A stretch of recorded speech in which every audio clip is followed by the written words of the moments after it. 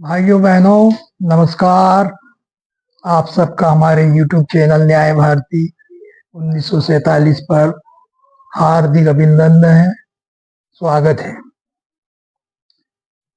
भाइयों बहनों, हमारा यह चैनल न्याय भारती अर्थात न्याय की आवाज, न्याय की ज्योति। हम इस न्याय की ज्योति को हमारे मनुष्य जीवन के व्यक्तिगत, पारिवारिक और सामाजिक तीनों ही जीवन में, और इस मनुष्य जीवन के दोनों आयाम लौकिक, दोनों पक्ष लौकिक व पारलौकिक के जितने भी आयाम हैं, उन सभी आयामों को जो है हम न्याय भारती से अर्थात न्याय की ज्योति से, हम न्याय के ज्ञान से जो है प्रज्वलित करना चाहते हैं। भाइयों बहनों, हमारा आज का विषय है शासकीय सेवाओं में नियुक्ति के समय नियुक्ति पत्र प्रदान करने के लिए रोजगार मेलों या सार्वजनिक आयोजनों का क्या औचित्य है। हालांकि इस विषय पर हमने पहले भी वीडियो बनाया है। आप सबको ज्ञात होगा कि बिहार के मुख्यमंत्री ने चिकित्सकों को नियुक्ति पत्र प्रदान करते समय एक मुस्लिम महिला के नकाब को जो है उन्होंने पकड़कर खींचा, तो इसको लेकर काफी सवाल उठे और काफी बवाल जो अभी भी जो है वो मचा हुआ है। तो इसी परिप्रेक्ष्य में जो है हम इस विषय पर आज फिर चर्चा करेंगे कि इस प्रकार के आयोजनों का क्या औचित्य, क्या आवश्यकता है। भाइयों बहनों, शासकीय सेवाओं में जो नियुक्त भर्ती का मामला है, तो आप सबको भली भांति ज्ञात होगा कि जो क्लास 2 की जो पोस्ट होती हैं, उनमें भर्ती की जो प्रक्रिया है वो राज्य के जो पब्लिक सर्विस कमीशन होता है उसके द्वारा वो सारी परीक्षाएं आयोजित की जाती हैं, इंटरव्यू आयोजित किए जाते हैं। और जो क्लास 1 की जो पोस्ट होती है उसके लिए यूनियन पब्लिक सर्विस कमीशन द्वारा जो है वो परीक्षाओं का आयोजन किया जाता है, फिर इंटरव्यूज होते हैं।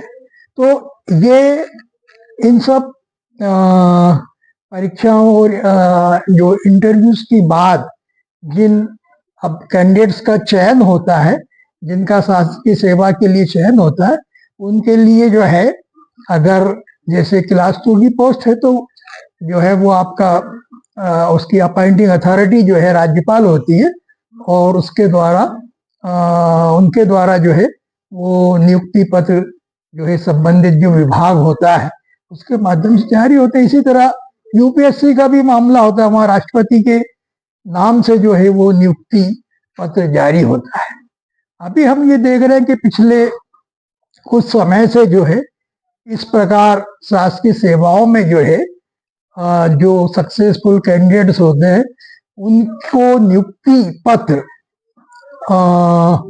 प्रदान करने के लिए जो है शासन के स्तर पर जो है वो रोजगार मेले या अन्य सार्वजनिक कार्यक्रम आयोजित किए जाते हैं, जिनमें जो है मंत्री या जो है मुख्यमंत्री हैं, और कुछ मामलों में तो हमने प्रधानमंत्री को भी जो है वो रोजगार मेले में जो है वो नियुक्ति पत्र जो है जारी करते हुए हमने देखा है। तो अब सवाल ये है कि ये इस प्रकार के जो आयोजन है, इस प्रकार के जो प्रोग्राम है, उनकी आवश्यकता क्या है या उनका कोई औचित्य है, और अगर उनकी कोई आवश्यकता नहीं है, कोई औचित्य नहीं है, तो क्यों नहीं है। क्यों ना इस प्रकार के कार्यक्रम आयोजित किए जाए। तो देखिए भाइयों बहनों, हम एक डेमोक्रेटिक रिपब्लिक है, मतलब डेमोक्रेटिक भी है और रिपब्लिक भी है। मतलब इसमें अंतर को आपको समझना जरूरी है। डेमोक्रेसी में जो विल ऑफ मेजोरिटी होती है, लेकिन जो डेमोक्रेटिक होता है वहां कॉन्स्टिट्यूशन जो है वो सुप्रीम होता है। तो यहाँ पर जो है हमारे यहाँ तो तीनों चीजें, democracy, democratic republic with constitution. तो यहाँ पे हमारा और जो है पूरा शासन प्रशासन जो है वो संविधान के अनुसार संचालित होता है। और ये संविधान जो है वो जनता ने ही जो है, जनता के प्रतिनिधियों ने जो बनाया है और जनता के नाम से स्वीकार किया गया है। यानी कि जो है सॉवरेंटी जो है हमारे इस राज्य की जो है वो जनता में ही निहित है, लेकिन that is govern by our constitution. Nobody is above our constitution. हमारे यहाँ जो है कोई भी, ना तो पार्लियामेंट, ना तो जुडिशरी और ना ही एग्जीक्यूटिव, कोई भी जो है वो संविधान से ऊपर नहीं है। सब में जो है तीनों जो हमारे शासन के अंग हैं उनके तीनों के जो अधिकार कर्तव्य हैं और नागरिकों की जो स्थिति है वो सबका वर्णन है। सबकी अपनी सीमाएं हैं। सभी all are to act in accordance with the constitution, all are to conduct in accordance with the constitution। तो संविधान से बाहर कुछ नहीं है।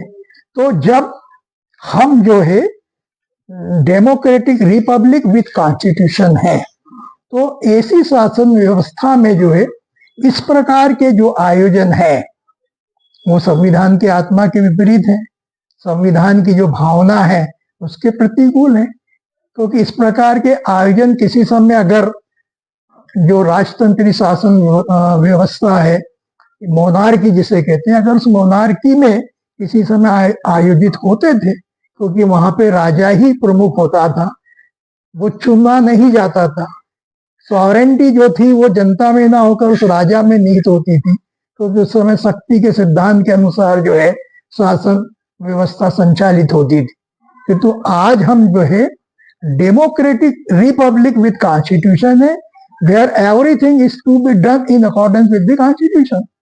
तो यहाँ पर इस प्रकार के जो आयोजन जो है वो संविधान की जो व्यवस्था है, संविधान की जो एक भावना है, एक जो है संविधान की जो नैतिकता है उसके विपरीत है। तो इसलिए ये इस प्रकार के आयोजन का जो है आवश्यकता और औचित्य दोनों संवैधानिक मापदंड पर जो है वो सवालिया निशान उपस्थित होता है। तो एक बात तो ये हुई कि ये संविधान की आत्मा के विपरीत है। दूसरा ये कि हम वही के जब डेमोक्रेटिक रिपब्लिक है तो यहाँ पर जो है संविधान में जो हमारी जो प्रेम्बल है उसमें ही प्रावधान जो है वो to ensure human dignity of individuals, मानवीय गरिमा। तो जब इस प्रकार के आयोजन होते हैं तो ये आयोजन जो है वो मानवीय गरिमा के भी प्रतिकूल है। और इसका उदाहरण आपने नीतीश कुमार के मामले में देख भी लिया कि वो किस तरह जो है वो राजसत्ता की एक निरंकुशता से जो है ग्रस्त होकर, और उसमें एक कामुकता का भी अंश जो है वो किस प्रकार एक नारी का, एक युवती का वो जो है पर्दा खींचते, उसको बेनकाब करते, पर्दा जो है उसका जो है हिजाब जो है वो खींच कर जो है वो उसकी जो है गरिमा को, उसकी जो है लज्जा को, किस प्रकार उसकी मॉडेस्टी को जो है आउटरीच किया जाता है।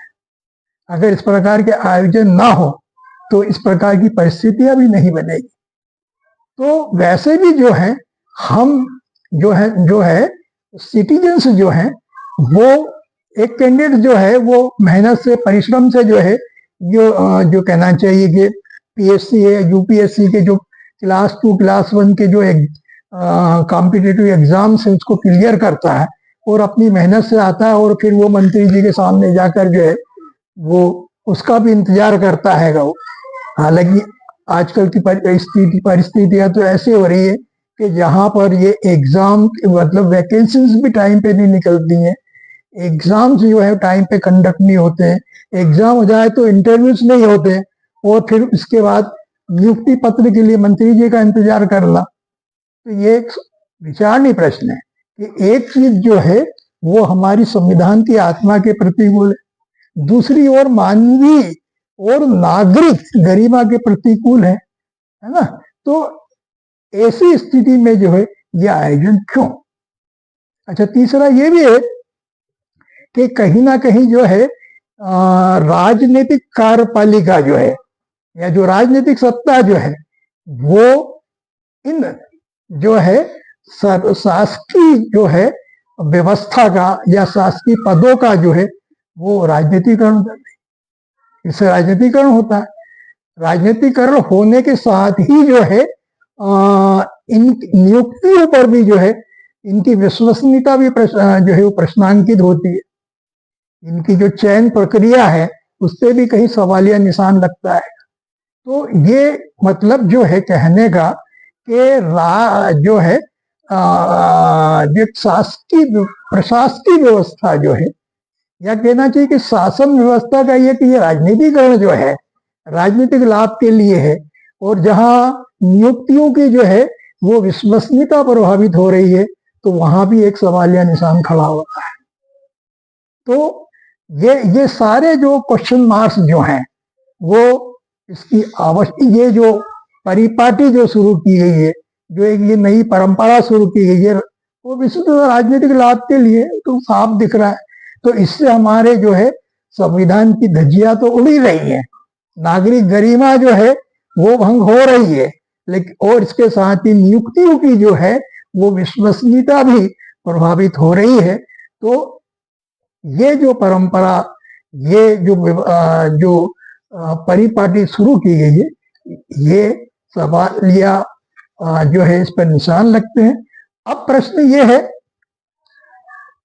कि ये जो नई परंपरा, नई जो है परिपाटी जो शुरू हुई है, जो हमारे संविधान को, हमारी जो है नागरिक गरिमा को और नियुक्तियों की जो विश्वसनीयता उसको प्रभावित करती है, तो इसको कैसे रोका जाए?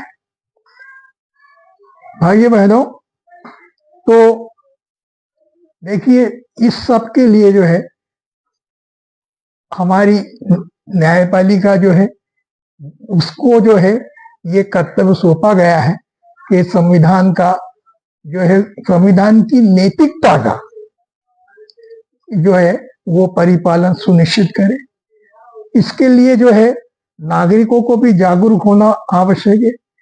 नागरिकों को चाहिए कि अगर इस प्रकार की परिस्थितियां बन रही हैं, इस प्रकार की कोई परिपाटी चल रही है, तो वो न्यायपालिका के माध्यम से जो है वो कार्रवाई करके जो है इस परंपराओं को जो है निषेधित कराने के लिए, परंपराओं को रुकाने के लिए जो है कार्रवाई कर सकती है।